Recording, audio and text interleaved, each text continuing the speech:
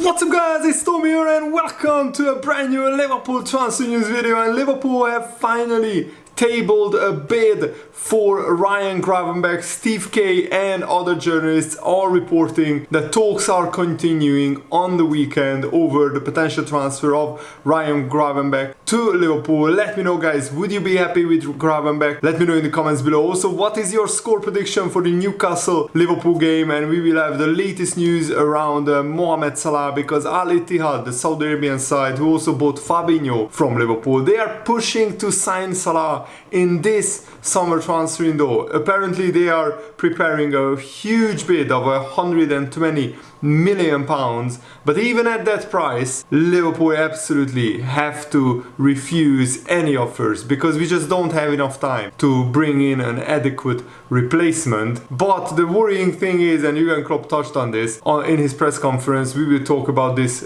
more in detail later on in this video, is that the Saudi Arabians transfer window lasts 7 days after the Premier League transfer window closes. So there is a scenario where Liverpool finish all their transfer business in September until September the 1st, and then after the transfer window is closed, the Newcastle United's owners, the government of Saudi Arabia, can bombard Liverpool with all kinds of crazier and crazier offers for Mohamed Salah. So that's a less than ideal situation. But let's talk about Ryan Gravenbech first, and leave a like on this video if you enjoy these types of transfer news updates, and subscribe if you haven't already. Half of you guys watching this aren't subscribed to my channel. So Liverpool are set to continue talks with Bayern Munich over the weekend for the potential transfer of Gravenbech. Finally, Bayern Munich decided that Gravenbech is for sale. The latest, Steve K is saying, the latest I've been told, there will be more talks over the weekend. Liverpool will want to get this deal done quick, as there is only 7 days left in the transfer window.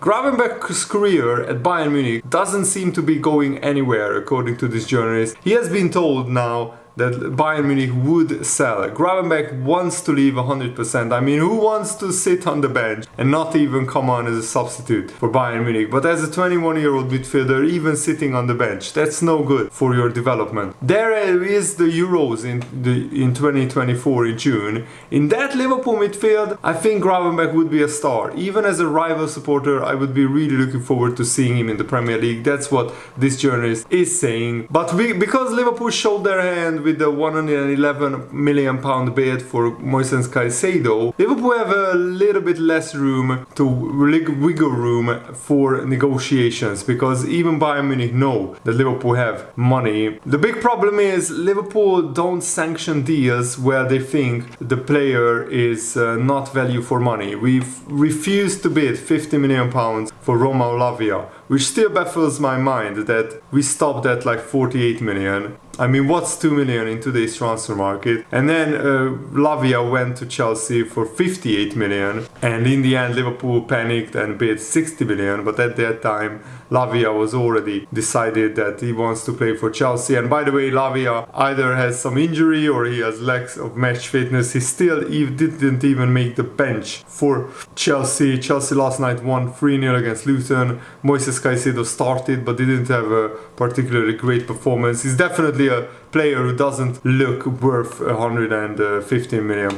And multiple reports are saying that Liverpool have put forward a €48 million bid for Ryan Gravenbech, which is around £41 million, and it has been rejected by Bayern Munich, which is I'm not sure if this is true, because I think 41 million for a player that you bought for 20 million 1 year ago is a great price, especially because Gravenbech is only sitting on Bayern Munich's bench. Christian Falk has suggested that Gravenbech wants to leave Bayern Munich, having struggled for game time in the Bundesliga, and Thomas Tuchel has given permission for Gravenbech to leave Bayern Munich. No, he cost 20 million euros, so that's even less million in pounds. That's 16 million in pounds he cost for Bayern Munich to purchase him from Ajax. So I'm very, very surprised that they turned down a 150% 5% profit. So they are getting 2.5 times the transfer value, the transfer fee that they paid to Ajax 1 year ago. So I'm not sure if this is a true report, because that would be absolutely bonkers. If Bayern want to keep him on the bench, that's also crazy. And Christian Falk is saying and reporting, and remember, he's the journalist who broke the news that Thiago is going to Liverpool a few years ago. He said, "I know for sure that Jurgen Klopp is very, very interested in Ryan Gravenbech, and now the situation has changed. Gravenbech has permission from Thomas Tuchel to leave Bayern, because Tuchel's idea is that if they sell him and they get a fair few £1 million for Gravenbech, Tuchel would get funds perhaps to sign a new number 6. Thomas Tuchel wants to sign a proper defensive midfielder because he doesn't see Joshua Kimmich or Leon Goretzka as an out-and-out defensive midfielder. And he's right, both players are more of box-to-box midfielders. Bayern Munich board has said no to his request, but if there is money coming in from the potential sale of Gravenberch, he could try to get a holding midfielder for the Bayern squad. And it makes sense because you don't need 3 or 4 box-to-box midfielders, and you don't have an out-and-out defensive midfielder. Even Konrad Laimer, a new signing from Leipzig,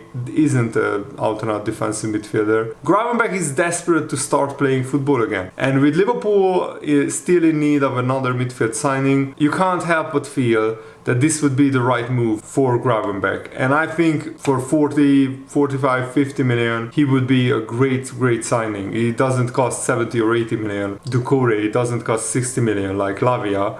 And Gravenbech already has a fair few years under his belt as an experienced player. He still hasn't played 1 minute for Bayern Munich, which is absolutely scandalous. They already played the Bundesliga opener against Werder Bremen, won 4-0. Gravenbech didn't come on as a substitute. He didn't come on as a substitute against Leipzig in the German Super Cup final, which Bayern lost 3-1. And remember, the Euros is at the end of this season, so Gravenbech will want to play. So he gets selected for the Netherlands national team. He played 33 games last season, but only 6 starts for Bayern Munich. And at Ajax he played 47 and 42 games in his 2 full seasons, scoring 5 and 3 goals, which means that he's not an injury-prone player. He already played 11 times for the Dutch national team, scoring 1 goal as well. He won the Dutch League 3 times with Ajax, the Dutch Cup twice, he won the Bundesliga, the German Super Cup with Bayern Munich, but he doesn't want to sit on the bench and just pick up his salary. He wants to play. For a 21-year-old player, he absolutely has to play. And Liverpool have to get this deal done, because I don't think we are willing to pay 70, 80 million for Cheick Doucouré. Also, Crystal Palace maybe want even more money for him now that the season is underway.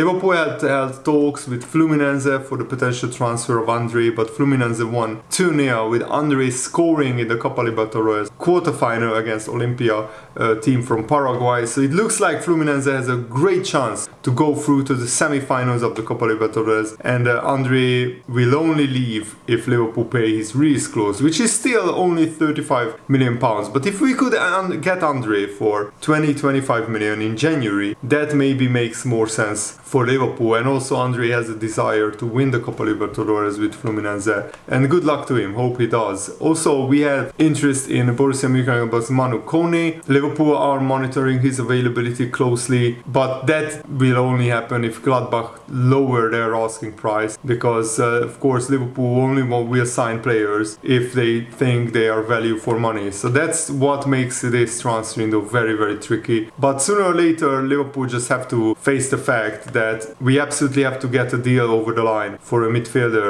because we are well short in that area. Curtis Jones, Thiago will be back in training from Monday, so that's good news. And before the transfer window opened, we were told that we have 150-200 million pounds to spend on this Liverpool rebuild. After failing to sign a proper midfielder last summer, Liverpool were in urgent need of a midfield rebuild, and so far, in terms of the midfield rebuild, I would say that's half complete only, because we sold like or let go 7 or 8 players, most of them midfielders, and we only brought in Szoboszlai, McAllister and Endo. That leaves us 1 player short. Last season was Liverpool's most deflating and disappointing season under Jurgen Klopp. It was clear that a proper rebuild was needed, and there was not enough refreshing of the squad in the previous transfer windows. And Liverpool did a great job of getting rid of deadwood players. Naby Keita, Oxlade-Chamberlain, Henderson, even Fabinho I would consider. It was time to sell him after his legs have gone last season. And bringing in young, fresh, energetic, hungry players. We did that with Szoboszlai and McAllister, but Endo is not a young player. He is energetic and hungry. This is the first time he is playing for a really big club. So that's a good signing if we back that up with another brilliant defensive midfielder. We can't waste further years of the world-class talents of Alisson, Trent, Konate, Virgil van Dijk, Salah, and also Jurgen Klopp, the best manager in the world. Liverpool's attacking depth is one of the best in the Premier League with Diaz, Gakpo, Darwin Núñez. We have to back that up with a proper midfield and a great defense. We signed a brilliant left-centered midfielder in McAllister. We signed a brilliant starting right-centre midfielder in Dominik Szoboszlai. We also signed a defensive midfielder, Endo, but we still need a new midfielder in. We still need a left centre-back, left-back hybrid to compete with Andy Robertson, and we still need a right-back backup. Who is the backup of Trent Alexander-Arnold? Is it Joe Gomez? I'm not sure if he is good enough, but if he is, then at least a left-sided centre-back is an absolute must. But almost 2 months have passed in this transfer window and we still haven't addressed the defense. We still haven't addressed the need for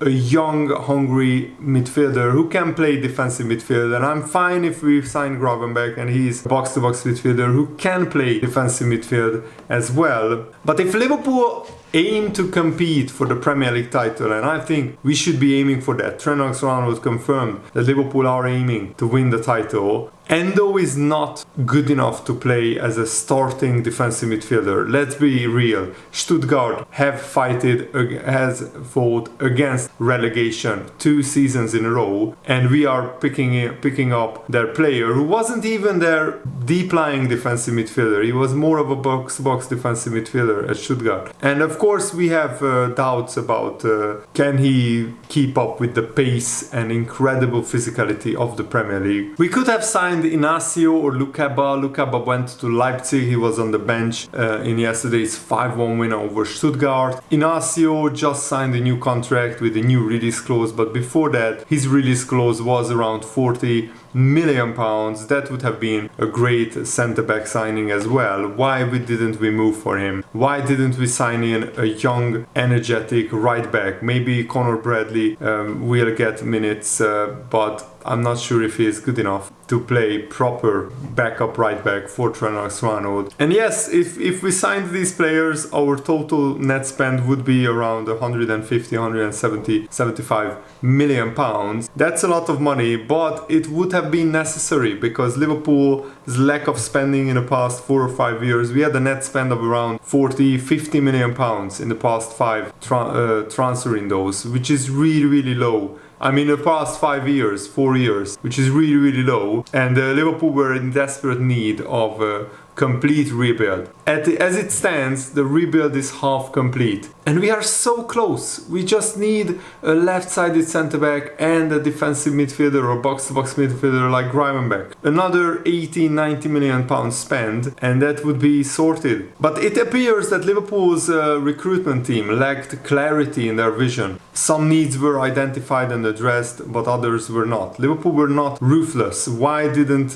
we sell Adrian, Matip, Tsimikas? I mean, Adrian, why did we extend his contract? And even when Liverpool identified the players that they need, they didn't act decisively. I mean, we joined the Caicedo race very late. We dilly-dallied around with Lavia, and in the end we went to Stuttgart to sign Endo, which is a smart signing, but we need one more midfielder. And it's so frustrating. This could be the 3rd year in a row where Liverpool leave themselves short when just a little bit more spending would give Liverpool a squad good enough to challenge for the title. And Jurgen Klopp confirmed in his press conference yesterday that Mo Salah is 100% committed to Liverpool, but a sale after the Premier League transfer window closes and the Saudi Arabian transfer window is still open would be an absolute catastrophe. Still, there is no official offer from Al Ittihad towards Liverpool on Salah, but there are a flurry of reports coming from Saudi Arabia that Al Ittihad are willing to go all out to do a deal for Mo Salah in this transfer window. But Jurgen Klopp is keeping his composure. He said there is a lot going on around us and that's it. There is speculation. I think that's completely normal at this moment in time.